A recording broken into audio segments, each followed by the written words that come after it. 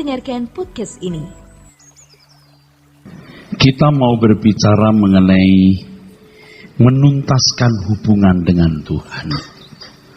Menuntaskan hubungan dengan Tuhan. Menuntaskan hubungan dengan Tuhan artinya membuat hubungan kita dengan Tuhan menjadi solid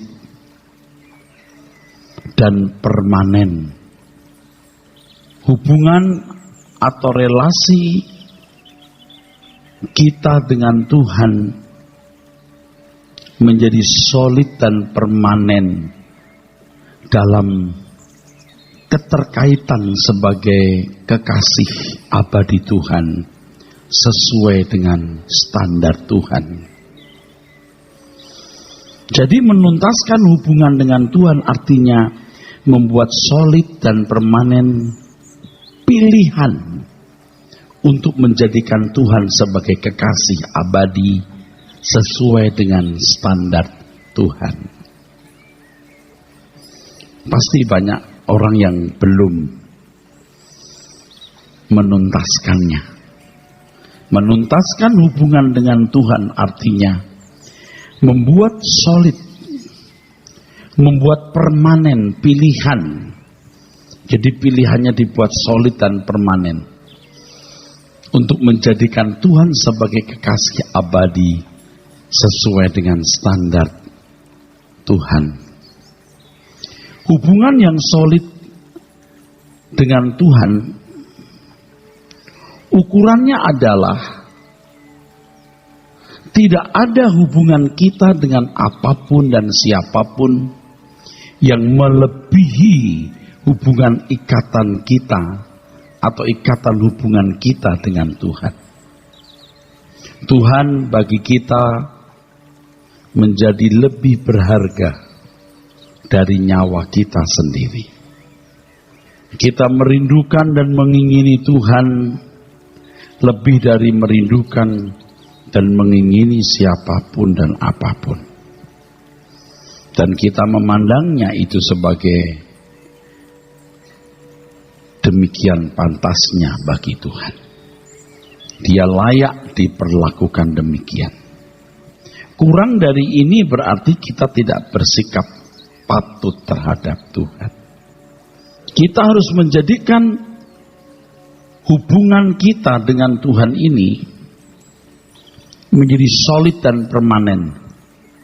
Walaupun dalam faktanya kita harus bergumul melawan pengaruh-pengaruh jahat, pengaruh-pengaruh dunia sekitar kita, dan kodrat dosa kita sendiri di dalam diri kita yang membuat kita tidak menempatkan Tuhan sebagai kekasih abadi sesuai dengan standar.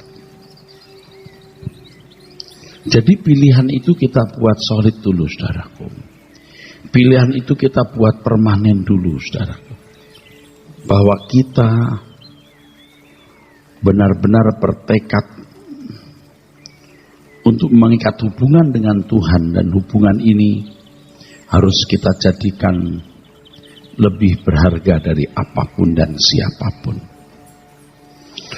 Untuk menunjukkan ekstrimnya hubungan ini, Tuhan Yesus mengemukakan dalam Lukas 14 ayat 26. Mari kita baca.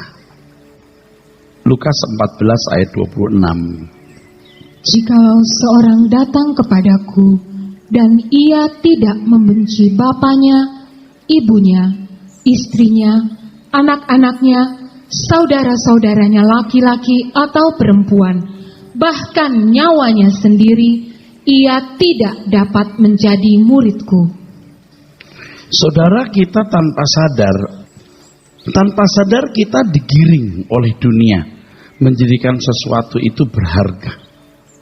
Sampai pilihan kita menjadi solid dulu. Apakah itu harta, apakah itu kekayaan, apakah itu sanjungan. Apalagi kalau itu menyangkut kepuasan daging kita. Kepuasan makan, minum, seks. Ini. Kita digiring ke situ. Sedikit-sedikit. Sampai jadi solid. Pilihan itu jadi solid. Pilihan itu menjadi permanen. Nah sekarang kita mengenal Tuhan Yesus. Kita diarahkan untuk memilih Tuhan. Bagaimana pilihan itu menjadi solid dan permanen? Kita sendirilah yang harus memutuskan. Dia lebih berharga dari segala sesuatu. Dia kurindukan, dia kuingini lebih dari apapun. Dia lebih berharga dari nyawaku. Dia layak diperlakukan itu. Kurang dari ini berarti aku bersikap tidak patut terhadap dia. Buatlah itu pilihan yang solid. Buatlah itu sebagai pilihan yang permanen. Ya, memang tidak mudah ya saudara. Karena dari kecil kita dibesarkan dalam lingkungan fasik. Tidak melihat dia yang tidak kelihatan. Tidak diarahkan kepada dia yang menyimpan berjuta misteri. Yang menjadi standar itu dunia, saudaraku. Nah sekarang Tuhan Yesus menunjukkan ekstrimnya hubungan dengan Tuhan itu. Bahwa ikatan kita dengan Tuhan harus begitu rupa sampai kita mengasihi, mencintai Tuhan lebih dari nyawa kita sendiri. Ikatan dengan Tuhan yang memang eksklusif ini sudah diajarkan, dimiliki oleh umat perjanjian lama, saudaraku. Ya, di Mazmur 73 ayat 25 sampai 26. Ya, yang kuingini engkau saja, seperti rusa merindukan sungai yang berair. Bahkan saudara, kalau kita mengamati hidup Abraham itu luar biasa, saudaraku. Fanatiknya terhadap Tuhan. Fanatiknya luar biasa. Baru-baru ini saya merenungkan ya saudara, kisah Abraham ini. Seakan-akan itu baru saja saya dengar, atau seakan-akan saya belum pernah mendengar. Saya renungkan. Jadi Abraham itu menunjukkan negeri, ya, menunjukkan negeri yang Abraham tidak tahu. Saya tidak terlalu yakin, saudaraku, bahwa Abraham itu betul-betul mengingini negeri itu. Sangat besar kemungkinan Abraham hanya mau taat saja. Soal negeri itu ada atau tidak ada, sampai atau tidak sampai, itu nomor 2. Yang pertama dia taat dulu. Sebab faktanya ya, walaupun dia sampai mau mati tidak menemukan negeri itu, dia nggak balik loh. Kalau yang dituju itu negeri itu, dalam jangka waktu tertentu dia tidak menemukan negeri itu, dia bisa balik. Jadi kemungkinan, ini kan renungan ya saudara, Abraham keluar Ur Kasdim bukan karena negeri itu sendiri, karena ketaatannya, kecintaannya, kehormatannya kepada Yahweh. Bukti lain ya, bukti lain. Ketika Allah menyuruh dia membunuh anaknya Ishak, dia lakukan loh. Ini kan simptom atau gejala yang jelas menunjukkan fanatisme Abraham kepada pribadi Yahweh itu, saudara. Dan yang saya pahami, pribadi Yahweh itu Tuhan Yesus itu. Maka bersahabat. Waktu Yahweh mau membinasakan Sodom Gomora, Abraham yang diajak rundingan, betul? Ini memang sahabat Allah. Allah mana? Allah anak. Nah sekarang kita mengenal Allah anak lebih clear, lebih bold. Kenapa kita tidak fanatik seperti Abraham, saudara? Saya juga memikirkan begini, saudara. Bagaimana Abraham dialog dengan Yahweh itu? Sarana apa yang dipakai? Kalau kita masih lumayan ada sarana kebaktian, doa bersama. Lalu kalau Abraham sarananya apa? Saya benar-benar mau tahu. Tapi memang Alkitab tidak menyebut. Namun demikian kita yakin pasti ada sambungannya yang membuat Abram itu menuruti keinginan Yahweh. Terus dia menuruti keinginan Yahweh. Ada dialog antara Abram dengan Yahweh. Ketika Yahweh berkata, hitung bintang-bintang di langit, dan seterusnya. Dan yang saya pahami itulah Tuhan Yesus, yang juga tampil secara fisik lalu dialog dengan dia. Dan Abram menjamu dengan makanan dalam jumlah besar, yang menurut tradisi, jamuan itu hanya layak untuk seorang raja. Jumlah jamuan itu besar sekali. Saya mempelajari itu di salah satu tulisan. Menurut tradisi zaman itu. Sekarang kita mengenal ternyata yang memerintah itu Allah anak Tuhan kita Yesus Kristus, yang pernah menjadi manusia, yang dalam segala hal disamakan dengan kita. Kenapa kita tidak mau mengulangi pengalaman Abraham? Tahun belakangan ini, bulan-bulan belakangan ini, hari-hari belakangan ini, saya sedang ngotot supaya saya bisa mengalami apa yang dialami Abraham. Saya tidak berani mendesak Tuhan berbicara. Saya takut. Tetapi saya menyediakan diri, menyediakan waktu untuk bertemu dengan Tuhan setiap hari. Pada saat dimana orang terlelap tidur, suasana teduh, di situ saya mencari wajah Tuhan. Hidup kita menjadi berharga, saudaraku. Saya mengerti apa artinya dipisahkan dari dunia. Jadi hubungan dengan Elohim Yahweh ini sudah eksklusif. Dan pemazmur di Mazmur 73, 25, 26 itu mengatakan, sekalipun dagingku dan hatiku habis lenyap, gunung batuku dan bagianku tetaplah Allah selama-lamanya. Selain Engkau tidak ada yang kuingini di bumi. Ikatan dengan Tuhan haruslah menjadi ikatan yang terdalam. Paulus mengatakan bahwa kita harus menjadi satu roh dengan dia. 1 Korintus 6 ayat 17. Kalau orang melakukan hubungan badan dengan perempuan cabul, dia menjadi satu daging dengan dia. Tapi kalau orang mengikatkan diri dengan Allah, ia menjadi satu roh. Anda menangkap apa maksudnya? Ada kebersamaan dalam persekutuan itu. Kita menikmati Tuhan dan Tuhan menikmati kita. Katakan amin. Kita menikmati Tuhan, Tuhan menikmati kita.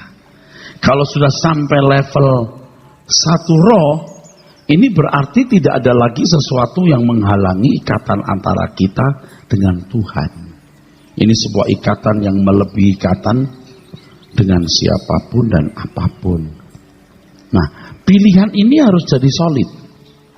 Pilihan ini harus jadi permanen. Ada iklan yang kalimatnya jadi kalimat orang suka gunakannya. Wani piro. Wani piro. Jadi kalau sesuatu harganya berapa? Wani piro. Ini. Kurang nih. Kurang. Masih kurang. Kurang lagi. Kita tidak boleh takut. Makanya kita berdoa, Tuhan bagian mana dalam hidupku yang belum kuserahkan dan engkau tidak nyaman. Karena aku masih memiliki bagian sendiri. Kan kalau seorang mencintai seseorang atau orang lain, tidak ada bagian dalam dirinya yang ditahan. Semua harus rela dimiliki. Itu baru bisa memiliki ikatan yang eksklusif. Katakan amin. Itulah sebabnya tadi di permulaan firman ini saya mengatakan bahwa kita harus menuntaskan hubungan dengan Tuhan. Artinya membuat solid dan permanen pilihan untuk menjadikan Tuhan sebagai kekasih abadi sesuai dengan standar Tuhan. Kalau Tuhan tanya, wani piro? berapa saja. Berapa saja. Kita harus berani berkata berapa saja. Kalau di percakapan antara Tuhan Yesus dengan seseorang yang ingin memperoleh hidup yang kekal, orang itu berkata, Tuhan, aku sudah melakukan hukum, kurang apa lagi? Kalau Tuhan pakai bahasa Jawa, Tuhan bilang, wani piro, jual segala milikmu, bagikan kepada orang miskin, datang kemari, ikutlah aku. Saudaraku sekalian, untuk benar-benar memiliki ikatan dengan Tuhan, tidak cukup seseorang merasa yakin bahwa dirinya sudah memiliki ikatan dengan Tuhan. Ini persoalannya. Ini jebakan. Orang merasa sudah memiliki ikatan dengan Tuhan. Merasa yakin bahwa dirinya sudah memiliki ikatan dengan Tuhan. Realita ikatan dengan Tuhan itu tidak cukup dipercayai atau diyakini dalam pikiran atau nalarnya, tetapi harus dirasakan secara real dan jujur. Banyak orang Kristen merasa telah memiliki ikatan dengan Tuhan, padahal belum atau tidak sama sekali. Seperti yang saya katakan berkali-kali, mereka merasakan apa yang mereka yakini, bukan merasakan apa yang mereka alami. Mereka memandang bahwa Tuhan memang sudah cukup bila hanya dialami di dalam keyakinan, pikiran, atau nalar saja. Dari situ dia bisa merasa. Pokoknya kalau urusan Tuhan itu urusan percaya. Urusan beriman. Itu kalau pakai bahasa umum juga. Dan Tuhan dipandang sudah puas kalau memiliki umat yang percaya kepadanya. Nah, hal inilah yang melahirkan iman imajiner, iman fantasi atau keyakinan fantasi. Tetapi orang sering memandang ini sebagai standar orang beragama. Seakan-akan Tuhan itu hanya ada di area keyakinan dalam nalar atau pikiran. Dan orang-orang Yahudi sebelum zaman Tuhan Yesus memang begitu loh. Yang boleh menjumpai hanya imam. Betul nggak? Betul nggak? Yang menjumpai hanya imam. Umat hanya mempercayai Allah Yahweh saja. Ya, kalau ada persoalan, ada kebutuhan, mereka berharap pertolongan Yahweh. Tidak ada interaksi intim, saudaraku. Ini keberagamaan. Kalau sampai orang Kristen ketularan ini, rusak. Karena hubungan kita bapak anak, mempelai, kekasih, sahabat. Abraham disebut sahabat Allah. Mengapa banyak orang beragama sudah merasa cukup, ya, cukup puas dengan iman imajiner atau keyakinan fantasi itu? Sebab mereka tidak terpacu untuk sungguh-sungguh mengalami Tuhan, sehingga sebenarnya mereka tidak pernah mengalami Tuhan secara proporsional. Tidak mengalami Tuhan secara proporsional. Tidak sedikit pengalaman dengan Tuhan hanya di dalam kawasan liturgi kebaktian. Jadi kalau mereka sudah kebaktian, merasa sudah berurusan dengan Tuhan. Mereka tidak menyadari bahwa Tuhan yang mereka temui dalam liturgi hanya sebuah fantasi. Dan jangan-jangan pendetanya juga dia menemukan Tuhan di dalam buku teologi ya. Ini kalau gereja-gereja tertentu yang menggunakan nalar, meremehkan, merendahkan orang-orang yang lebih menggunakan perasaan dalam alam atau pengalaman mistisisme. Dan memang banyak yang sesat juga tuh. Dari kalangan gereja karismatik Pentakosta yang alam roh itu, banyak yang memang sesat di situ, harus diakui. Sangat subjektif. Sedikit-sedikit mendengar suara Tuhan, sedikit-sedikit melihat Tuhan. Padahal buah hidupnya jauh. Ini membuat kepercayaan orang terhadap hal mengalami Tuhan itu minor. Jadi orang udah nggak usah mengalami Tuhan, nanti mistik. Nah, ini orang-orang rasionalisme, orang sering lebih menggunakan rasio. Tidak percaya kepada orang-orang yang mistisis. Tapi harus diakui orang yang cerdas-cerdas berpikir dengan menggunakan nalar dan berbagai kajian dalam ilmu teologi tidak mengalami Tuhan. Tuhan hanya dibungkus dalam ilmu teologi. Mulai ada keimaman orang-orang tertentu. Dia boleh berhubungan Tuhan dengan ilmu teologianya, jemaat sama sekali. Teologi juga tidak pinter, mengalami Tuhan juga kagak. Kalau di kalangan gereja karismatik Pentakosta, hanya pendetanya yang bisa mendengar suara Tuhan, mendapat visi, jemaatnya hanya mendengar kesaksian. Percaya saja doa pendeta dan tuntunannya. Salah semua ini, saudaraku. Keliru semua. Kehidupan orang Kristen semua harus kehidupan yang berinteraksi dengan Tuhan. Makanya harus dipandu oleh firman. Harus belajar firman yang cukup.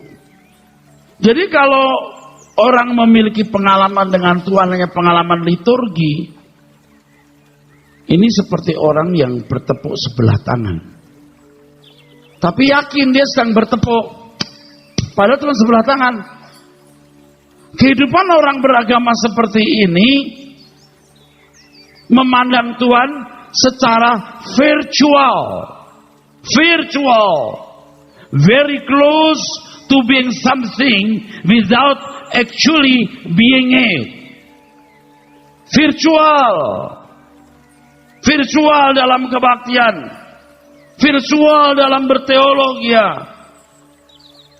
Tuhan hanya dipotong-potong dalam bentuk kajian ilmu teologi.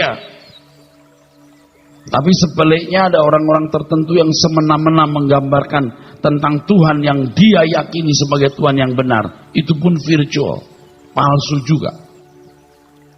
Saya khawatir juga kebaktian seperti ini jadi virtual juga. Kalau para pelayan-pelayan liturgi dari worship leader, singer, pemain musik, dancer, tamborin, pembicara tidak sungguh-sungguh mengalami Tuhan setiap hari dalam ikatan yang konkret, virtual semua juga. Dan orang-orang seperti ini biasanya belum menjadikan hal menjadi kekasih Tuhan sebagai pilihan yang solid dan permanen. Dia masih buka celah untuk menikmati dunia. Dan memang faktanya banyak kebaktian hanya merupakan sebuah penyajian acara yang menampilkan orang-orang di depan mimbar berakting seakan-akan bertuhan. Padahal semuanya hanya sandiwara. Bagaimana tidak sandiwara? Sebab pada dasarnya setiap hari tidak berinteraksi dengan Tuhan. Ikatan dengan Tuhan haruslah sebuah ikatan dua pihak, bukan satu pihak. Aku percaya Tuhan mendengar doaku.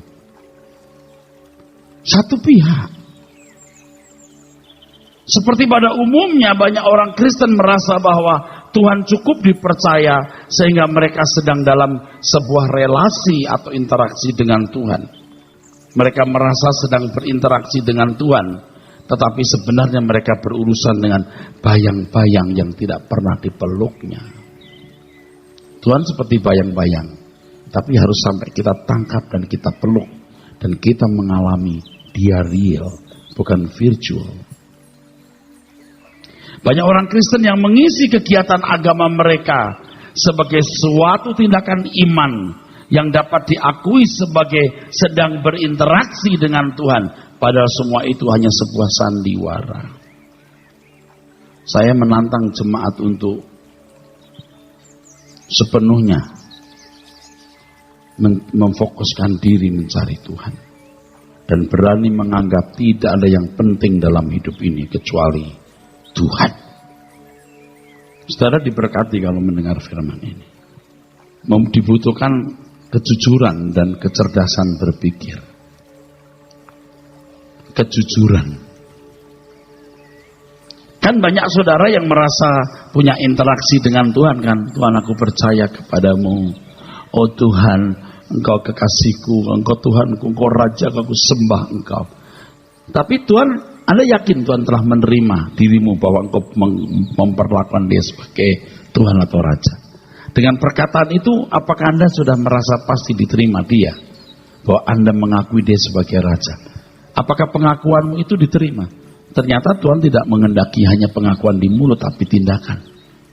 Maka buatlah solid pilihan itu.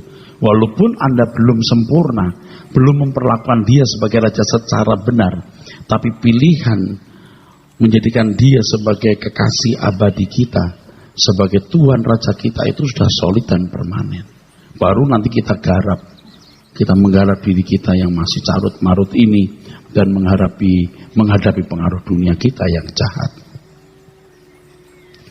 Biasanya dalam keyakinan kepada Tuhan, seseorang hanya melihat dirinya sendiri, yaitu keyakinan dalam dirinya sendiri. Perasaannya dirinya sendiri terhadap Tuhan. Mereka tidak mempersoalkan perasaan Tuhan. Anda percaya Tuhan, tapi apakah Tuhan mempercayai saudara? Dan menerima keyakinanmu itu sebagai keyakinan yang benar menurut standar dia. Tuhan, aku percaya padamu. Anda pernah tahu nggak percaya yang bagaimana yang diharapkan Tuhan dari saudara? Alkitab mengatakan maka banyak orang percaya kepadanya, tapi Tuhan tidak mempercayakan dirinya kepada orang-orang itu. Tuhan Yesus, aku percaya padamu. Apakah Tuhan menerima percaya saudara? Apakah Anda mengerti percaya itu yang bagaimana? Yang diterima Tuhan sebagai kepercayaan atau keyakinan yang benar terhadap dirinya? Belajarlah dari Abraham. Dan dibenarkan karena iman. Imannya siapa? Abraham. Nah sekarang kau pakai model dibenarkan bukan karena perbuatan tapi karena iman. Imannya Abraham. Tapi tidak melihat kelakuan Abraham. Pokoknya sudah dibenarkan saja. Nanti lebih konyol lagi. Kamu sudah pilih selamat kamu. Kamu ditentukan. Kamu percaya pun juga karena Tuhan yang membuat kamu percaya. Sudah rusak. Rusak banget saudaraku sekalian.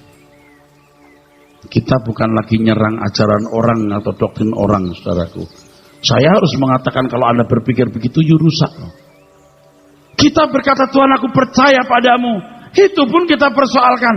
Apakah percayaku kepada Tuhan ini sudah diterima Tuhan atau belum? Kalau belum Tuhan tidak langsung berkata, enggak. Baik nak, sini. Mari kulatih bagaimana mempercayaiku. Amin. Baru ada perjalanan hidup secara real. Orang bergaul dengan Tuhan sampai mengalami. Bukan merasa apa yang diyakini, tapi merasa apa yang dialami. Makanya Tuhan Yesus berkata, kalau kamu tidak melepaskan dirimu dari segala milikmu, kamu tak dapat jadi muridku. Itu memang urusan kita ini setelah jadi umat pilihan, cuman bagaimana menjadikan Tuhan Raja kita, Tuhan kita kekasih abadi, punya ikatan dan eksklusif dengan Tuhan. Itu saja urusannya. Yang lain menjadi tidak penting. Dan tidak boleh dianggap penting. Dalam sebuah hubungan atau ikatan dua pihak, dibutuhkan sikap saling percaya. Itu logis loh. Itulah sebabnya yang harus dipersoalkan dalam hal ini adalah apakah Tuhan bisa mempercayai kita. Aku tidak menyebut lagi kamu hamba loh, sahabat loh. Supaya kamu boleh tahu apa yang aku tahu. Betul nggak? Nah, apakah Tuhan bisa mempercayai kita? Benar-benar kita mencintai Tuhan dengan segenap hati atau tidak? Nah, pada waktu kita berdoa, itu kita diam, kita menyembah Tuhan. Kita mengoreksi diri kita. Apakah aku mengatakan dengan tulus? Apakah dengan segenap hati? Bahwa benar tidak ada yang lebih berharga dalam hidup kita selain Tuhan. Benar bahwa kita sungguh-sungguh mengingini Dia. dan merindukan Dia dengan segenap hati. Kalau tidak kan kita main-main, saudaraku. Kita sendiri tidak sadar kita bohong, saudara. Kita menipu diri kita sendiri, saudaraku sekalian. Dengan segenap hati, segenap kekuatan menyembah. Seberapa besar kekuatan yang kau kerahkan untuk menyembah Tuhan. Nah kalau cuma nyanyi di gereja kan belum segenap kekuatan. Kira-kira itu bohong enggak? Betul enggak selalu di hadirat Tuhan? Enggak. Dan saya harus mengatakan supaya saudara semua sadar, saya juga sadar, kita menipu diri kita sendiri. Bohong. Bohong. Harus dua pihak. Aku mempercayai Tuhan, Tuhan mempercayai aku. Ya memang tidak mudah dijelaskan karena ini hal yang bersifat batiniah, tapi saya bicara terus saudara ya. Jadi tiap hari kita itu menyisir ya, merajut juga batin kita untuk bisa dipercayai Tuhan. Kita tidak banyak lagi atau hampir kita tidak mengatakan, Tuhan aku rela memberikan segenap hidupku. Tuhan apapun yang kau minta kau berikan. Sudah mulai kurang atau hampir tidak. Tetapi hati kita itu kita olah, kita besak terus untuk bisa berkeadaan seperti itu tanpa diucapkan. Dan kita tahu, Tuhan tahu. Dan seakan-akan kita berkata, Tuhan lihat, aku bersedia. Bahkan kadang-kadang dalam doa ya, dalam doa itu ada beberapa kali saya mengatakan, yang agak jarang dikatakan ya, atau jarang saya katakan, Tuhan, percayalah padaku, aku mau. Kadang-kadang. Tapi takut juga nanti kalau saya meleset itu. Tapi aku mau engkau percayai. Aku cintamu, engkau cintaku. Itu Tuhan itu dibuat hidup, hadir dalam hidup kita. Bapak Ibu sudah mendengar firman seperti ini, kalau nggak praktek itu konyol. Saya tidak tahu khotbah macam apa lagi yang bisa merubah saudara. Mengapa banyak orang tidak sungguh-sungguh membuat ikatannya dengan Tuhan, sesuatu yang hidup? Bukan ikatan yang mati, tapi ikatan yang berdinamika. Hidup itu artinya berdinamika, dinamis, berubah terus, bergerak. Kalau kendor lebih lekat lagi, terus bertumbuh. Hidup, berdinamika. Kalau kita hubungan dengan orang kan berdinamika. Tambah dekat, atau tambah ribut, tambah pecah, atau tambah menyatu. Amin. Karena hidup. Iman itu bukan sesuatu yang statis. Aku sudah punya iman, percaya kepada Tuhan Yesus. Statis. Apalagi kalau sudah ditambah, karena Dia sudah memilih aku untuk selamat. Dia menentukan aku selamat. Sampai kapanpun aku masuk surga. Itu rusak. Amin. Rusak. Allah itu hidup harus berdinamika. Amin. Ngerti nggak saudara? Harus dialami. Dan saya akan mendorong kita semua mengalami Tuhan. Supaya tidak bergantung kepada siapapun. Bahkan tidak bergantung kepada pendeta. Harus bergantung kepada Tuhan. Dan mengalami Tuhan secara pribadi. Banyak orang tidak sungguh-sungguh membuat ikatannya dengan Tuhan berdinamika.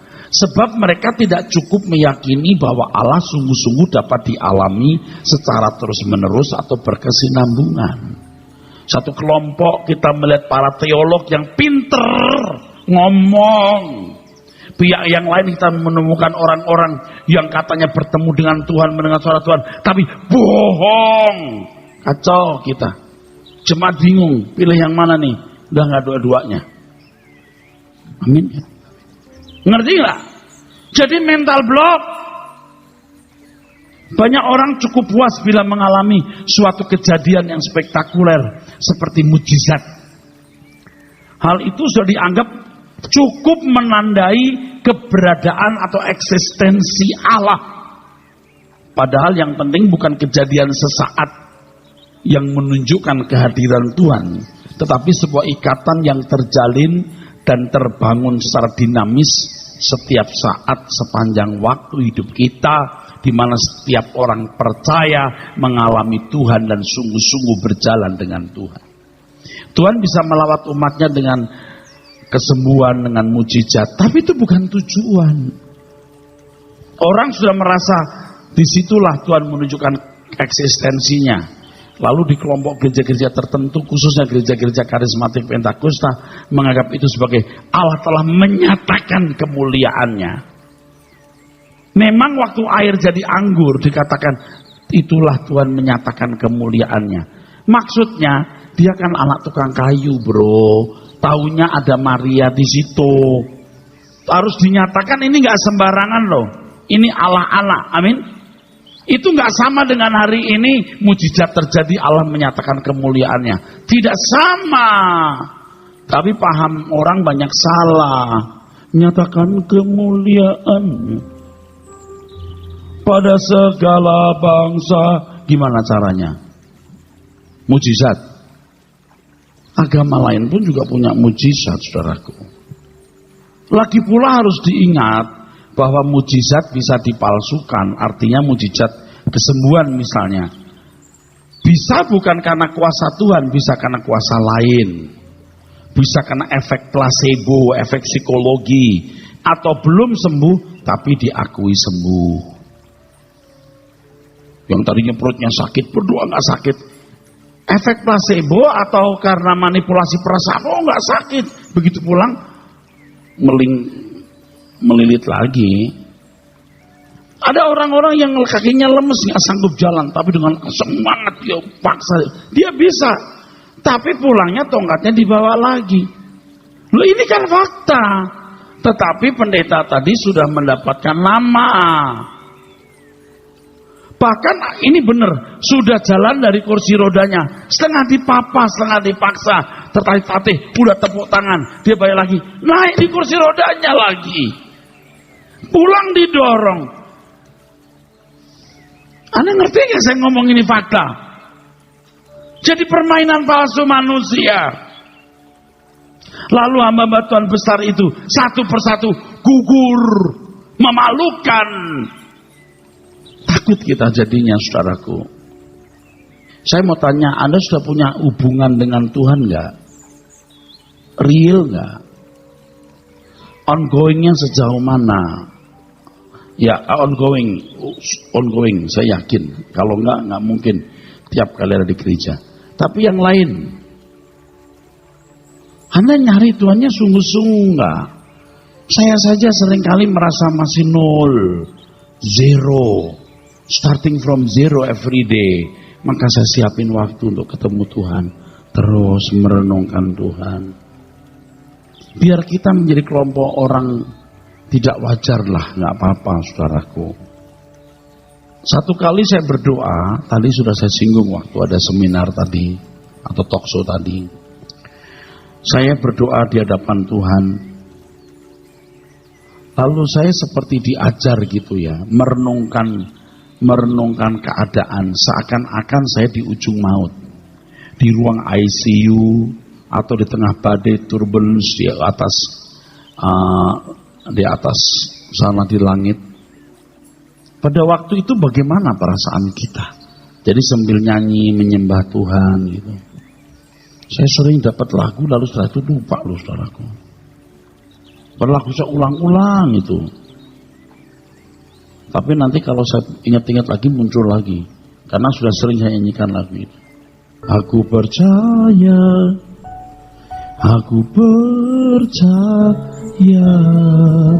Itu saya ulang-ulang itu. Aku percaya. Saya ulang-ulang terus. Jadi waktu kita di ruang ICU, selang dari sini membantu pernapasan, banyak ini kayak pipa pralon itu ya. Terus diikat di leher. Terus pembantu pernapasan. Tidak sanggup apa-apa ya. Kira-kira perasaan saudara bagaimana? Atau turbulence yang pesawat sampai miring 45 derajat itu. Gimana? Jika waktu itu kita masih mengharapkan kehadiran Tuhan, berarti kita belum memiliki ikatan dengan Tuhan.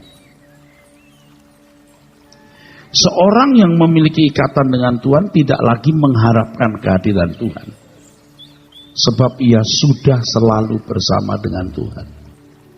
Orang seperti ini ketenangannya luar biasa dalam menghadapi segala keadaan. Dan saya merasa sudah naik kelas di sini. Menghadapi begitu banyak kesulitan, saya sudah lebih tenang dibanding dulu. Bahkan jauh lebih tenang. Seperti nggak punya persoalan. Dan saya punya satu kalimat. Mau dengar nggak? Sudah selesai. Sudah selesai. Jadi kalau menghadapi masalah-masalah, saya pegang gitar gini. Aku percaya. Aku percaya. Udah bolak-balik kalimatnya itu sambil air mata berlinang. Apapun pokoknya gua percaya dah. Jadi ikatan dengan Tuhan itu harus secara real, harus dirajut setiap hari. Ini adalah perjuangan yang paling penting dalam kehidupan. Ada orang berkata, Pak, janganlah mengajarkan keselamatan plus. Perjuangan Tuhan Yesus lakukan, kita hanya menerima. Saya sih udah gak bisa ngomong lagi. Sesat banget pikirannya, udah gak ngerti saya bagaimana mengurai. Tapi itu justru standar loh. Itu standarnya loh. Tuhan sudah mengerjakan semua. Dia sudah berkata di kayu salib sudah genap. Loh kok Bapak mengandalkan kekuatan sendiri? Wah, saya gak bisa ngomong lagi. Dari mana saya mengurai kekusutannya? Ini bukan perjuangan untuk mencapai keselamatan. Perjuangan membangun ikatan dengan Tuhan. Saudara, ini luar biasa semua loh, benar. Manusia yang diberi tubuh, jiwa dan roh, yang bisa satu roh dengan Allah, harus dirajut. Ini adalah perjuangan yang paling penting dalam kehidupan. Beberapa sahabat saya, para pembicara dari sini ya, saya kasih tahu ya, saya lebih sedih kalau kalian cuma pintar khutbah tapi tidak punya hubungan yang bertumbuh dengan Tuhan. Saya sedih. Akan tersisih nanti dari gelanggang pelayanan ini. Sebab gembalamu sudah terus kampanye begini, jemaat dipaksa untuk menemui Tuhan.